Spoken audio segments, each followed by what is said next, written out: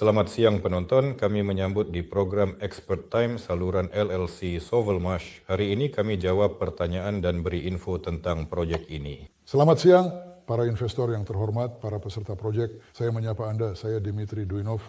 Saya adalah pencipta utama dari proyek besar dan inovatif ini, penemu dari teknologinya, serta penggagas semua hal yang sedang berlangsung saat ini sebagai pihak yang bertanggung jawab. Sedikit tentang sejarah, karena sering dikatakan bahwa semuanya berjalan terlalu lama. Padahal menurut para ahli dan penilaian mereka, semua menilai bahwa kami bergerak sangat cepat. Proyek ini dimulai pada tahun 1995. Yaitu dengan penyelesaian masalah lilitan gabungan secara menyeluruh dengan merumuskan prinsip pembuatannya serta pembuatan motor-motor pertama yang inovatif. Dan saat itulah dasar dari proyek ini diletakkan.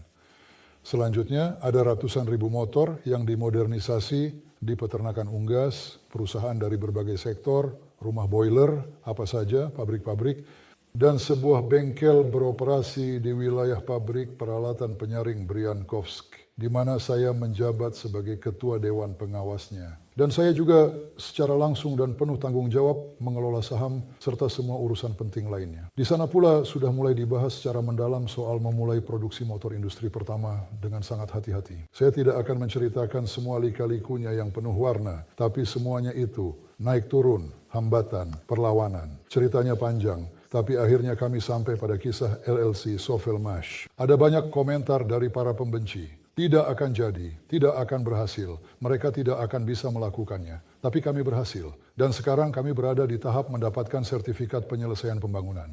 Agar kami bisa mendapatkannya, kami harus memperoleh persetujuan atas solusi arsitektur dan perencanaan kota. Baru-baru ini saya mencari-cari di arsip dan menemukan model pertama yang disetujui. Dan tahukah Anda kapan itu disetujui? Pada tahun 2022.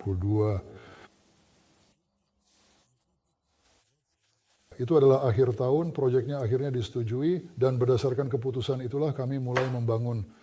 Pada tahun 23, 24, serta 25, kami melanjutkan proses pembangunan tersebut. Pembangunan berlangsung selama 3 tahun. Sebelumnya, ada tahap pengembangan proyek, persetujuan, dan sistem perizinan. Jadi ketika orang bilang, kalian terlalu lama membangun, itu tidak benar. Kami membangun proyek ini dengan kecepatan yang cukup baik. Banyak orang yang melihatnya mengakui bahwa proyek ini sangat layak dan dibangun dengan kualitas tinggi. Meskipun demikian, setiap hari masih ada perbaikan yang dilakukan. Di beberapa tempat ada catatan, di sana juga ada catatan. Oleh karena itu, kontraktor utama, apapun yang terjadi, tetap memiliki jaminan retensi, kewajiban asuransi, dan jaminan. Pekerjaan masih terus berjalan. Sekarang mari kita bicara tentang AUP. Hari ini akan menjadi hari yang sangat tidak menyenangkan bagi kita. Sejak awal tahun kami sudah melakukan 8 kali pemuatan dan sekarang akan masuk yang ke-9. Harus ada batas yang masuk akal karena apa inti dari keluhan utamanya? Kalian sudah memeriksa, misalnya album-album, memberikan catatan, kami sudah memperbaiki. Kalian memeriksa model, memberikan catatan, kami juga sudah memperbaiki. Saya rasa semuanya sudah diperbaiki di sana. Tapi tidak, mereka bilang, oh kami masih menemukan sesuatu. Kami mengunggah, lalu mereka menemukan lagi di sini, di sana juga ditemukan. Karena mereka hanya mencari, menemukan sedikit, tidak memeriksa lebih lanjut. Ketika kamu mengunggah lagi, kamu tidak punya jaminan bahwa semuanya sudah diperbaiki di sana. Kami tidak punya skrip untuk pemeriksaan. Tidak ada perangkat lunak yang memungkinkan untuk meninjau hal itu.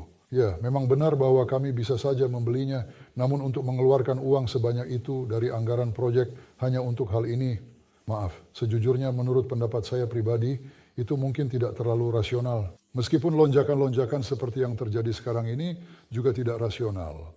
Di sisi lain, selama waktu ini kami sudah lama mengatasi semua catatan dari Mosgo Strojnadzor dan sampai hari ini mereka tidak punya pertanyaan lagi kepada kami. Kami tidak berdiam diri, kami membeli dan mendatangkan peralatan teknologi untuk produksi massal serta melakukan penyesuaian. Seorang insinyur dari Tiongkok datang dan menyesuaikan cetakan. Pada saat yang sama, sementara perlengkapan sedang dibuat, kami sedang mempelajari proses pengecoran rotor ukuran 318. Ini adalah yang dipasang pada kolobok, yaitu paket 35 dan 50 mm. Nah, 35 sudah pernah kami cor sebelumnya, tapi untuk 50 volumenya sudah tidak memungkinkan, jadi kami melelehkan di tungku, lalu dengan hati-hati menuangkan logam cair ke dalam cetakan logam. Kami sedang menguji desain cetakan logam, teknologi pengecoran, dan para pekerja yang sebelumnya belum pernah melakukan ini, serta tidak memiliki pengalaman, sedang terus belajar. Namun sekarang mereka sudah bisa melakukannya, mereka bisa menyiapkan logam cair, melakukan proses degassing, meningkatkan kelenturan, serta mengatur semua parameter dan karakteristik yang dibutuhkan untuk pengecoran.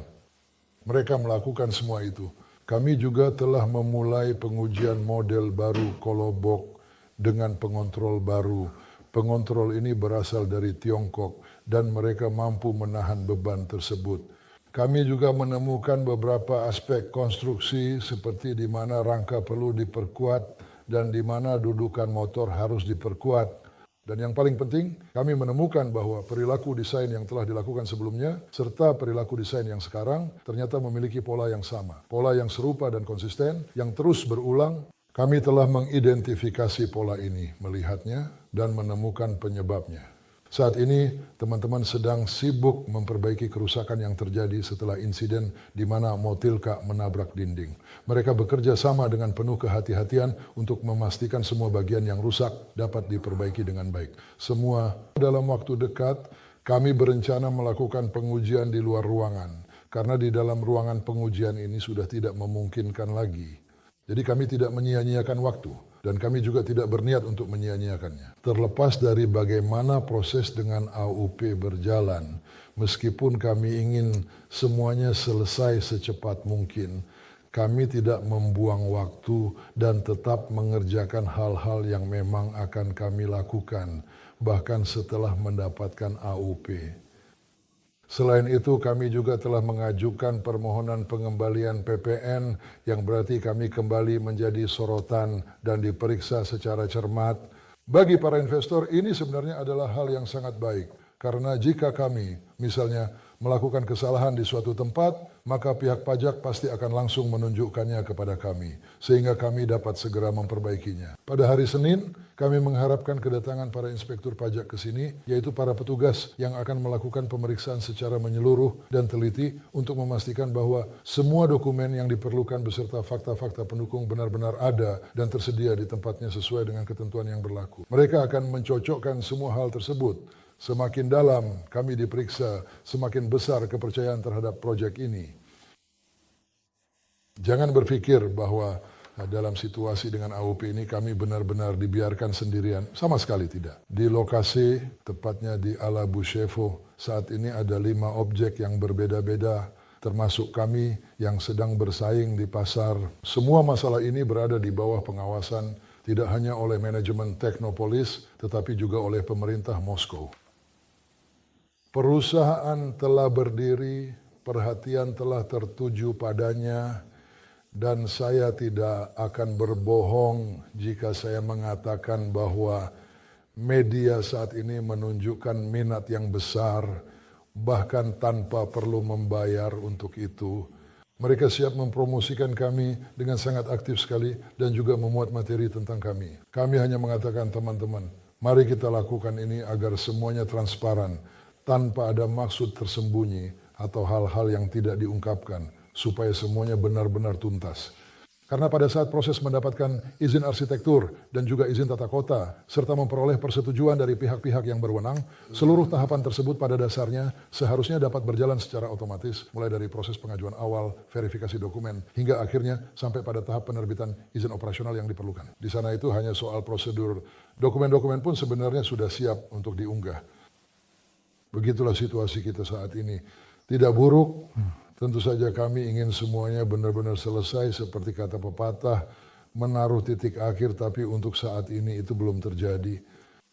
Namun hal ini tidak menghambat proyek atau pertumbuhannya. Pada saat ini, di dalam area gudang ini tersedia komponen lengkap yang tersedia untuk perakitan penuh, kecuali mesin untuk 1000 angle grinder. Selain itu, rekan-rekan sekalian, dalam rencana kami ke depannya juga terdapat penawaran penjualan mesin yang kami tawarkan secara khusus untuk aplikasi penerbangan yang digunakan pada pesawat terbang bermesin ringan bernama Motilek dan Detena Semana. Penggerak yang dimaksud adalah mesin dan pengontrolnya untuk siapa saja yang membutuhkannya. Dan kemudian satu set lengkap pengontrol mesin dan baling-balingnya yang terdiri dari berbagai komponen penting, semuanya dapat dipasang dengan mudah pada para layang, pesawat, atau dimanapun perangkat ini diperlukan untuk mendukung fungsi penerbangan atau kebutuhan khusus lainnya. Tentu saja, semua spesifikasi yang lengkap beserta parameter batas akan disertakan di sana, termasuk mode operasi S1, mode singkat, serta impuls maksimum, semuanya akan dijelaskan secara rinci. Mesin-mesin yang akan tersedia sekarang adalah dari paket ke-35 dan selanjutnya akan ada paket ke-50. Dalam 2 konfigurasi, karena kami belum memasang daya penuh dan dengan pengontrol ini, kami tidak bisa mengeluarkan seluruh kemampuannya. Namun, pengontrol buatan kami sendiri sedang dalam tahap pengembangan dan di sana semuanya akan sedikit berbeda.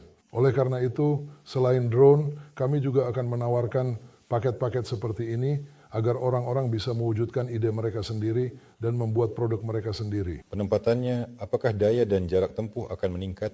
Mesinnya ICE sudah dibeli, akan ditempatkan di tengah. Di sana ada ruang khusus untuk menempatkannya. Ya, benar, mesin itu akan menambah berat dan secara alami mengurangi beban muatan, tetapi yang terpenting adalah tergantung pada cadangan bensin, drone ini bisa terbang, lalu jika kehabisan tenaga, ia bisa mendarat, mengisi ulang daya dalam mode siaga, lalu terbang lagi. Dengan cara terbang seperti ini, drone tersebut bisa dengan mudah berpindah ke jarak yang cukup jauh, bahkan melampaui ekspektasi. Kisah tentang mendapatkan CCR seperti lingkaran setan tak berujung dibutuhkan solusi tidak biasa untuk keluar dari kebuntuan. Mari kita pikirkan investor siapa terkait topik ini, apa bisa dilakukan, kekuatan siapa. Rekan-rekan, tidak perlu melakukan apa-apa atau mengambil tindakan. Semua yang perlu sudah dikerjakan. Dalam situasi ini ada 600 proyek, mereka punya 600 aplikasi yang saat ini sedang dalam tahap peninjauan di arsitektur. Agar dapat mengambil tindakan yang efektif, seseorang harus benar-benar memahami topik ini secara mendalam, dengan seksama, serta secara menyeluruh. Saya mohon dengan sangat, jangan ada yang mengambil tindakan apapun dalam keadaan apapun. Percayalah, apa yang perlu dilakukan, sedang kami lakukan. Apa yang perlu dilakukan, kami lakukan di tingkat yang memang diperlukan. Terima kasih banyak atas pertanyaannya yang sangat baik. Jaga diri Anda selalu, jangan pernah kehilangan optimisme. Kita semua bergerak dengan baik, sesuai dengan ritme yang telah ditetapkan. Kita harus dapatkan AOP dan pasti akan dapat. Kita juga akan dapat CCR, kesimpulan penyelesaian konstruksi, lalu operasikan bangunannya. Selanjutnya kita akan bertugas membeli tanah karena itu memang harus dilakukan, lalu penilaian dan hal-hal lainnya. Namun semua ini akan dilakukan bertahap. Saat ini kita dalam tahap mendapatkan kesimpulan arsitektur dan tata kota, dan ya sesuai urutan. Terima kasih, sampai jumpa. Dan saya ingin mengulangi kata-kata Anda setelah membaca chat bahwa jangan mengambil tindakan apapun mandiri. Rekan-rekan, mohon jangan lakukan apa-apa. Jika memang perlu, kami akan menghubungi Anda. Percayalah, kami tahu apa yang kami lakukan. Kami tahu apa yang kami lakukan. Karena terkadang bantuan yang diberikan justru bisa menjadi lebih buruk daripada tindakan sabotase. Sejujurnya, sesungguhnya. Tetaplah tenang dan selalu jaga keseimbangan karena prosesnya sedang berjalan dengan baik dan pekerjaan pun terus berlangsung tanpa henti. Makasih. Sampai jumpa lagi.